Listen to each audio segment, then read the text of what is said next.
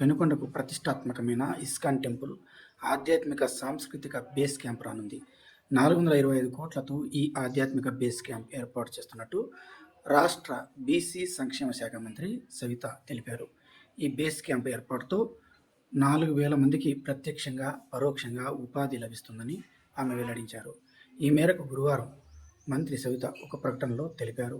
పెనుకొండలోని ప్రఖ్యాతిగాంచిన గణగిరి శ్రీ లక్ష్మీ నరసింహస్వామి ఆలయం ఉన్న కొండపై ఇస్కాన్ టెంపుల్ ఆధ్యాత్మిక సాంస్కృతిక బేస్ క్యాంపును ఏర్పాటు చేయనున్నామన్నారు. 425 కోట్లతో ఈ ఆధ్యాత్మిక బేస్ క్యాంపు ఏర్పాటుకు 2 రోజుల కిందట జరిగిన రాష్ట్ర పెట్టుబడి ప్రోత్సాహం బోర్డు పచ్చజెండా ఊపిందన్నారు.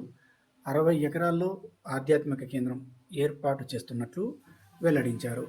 అమరావతిలోని రాష్ట్ర సచివాలయంలో సీఎం చంద్రబాబు నాయుడు నేతృత్వంలో జరిగిన కేబినెట్ భేటీలో ఆధ్యాత్మిక బేస్ క్యాంపు ఏర్పాటుకు ఆమోదం లభించిందని మంత్రి సవిత తెలిపారు.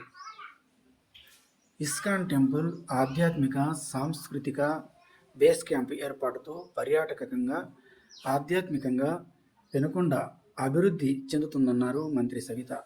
దేశ విదేశాలకు చెందిన భక్తులు పెనుకొండకు రానున్నారని తెలిపారు. ఈ బేస్ క్యాంపు ఏర్పాటుతో 1000 మందికి ప్రత్యక్షంగా 3,000 మందికి పరోక్షంగా ఉపాధి లభిస్తుందని ఆమె తెలిపారు.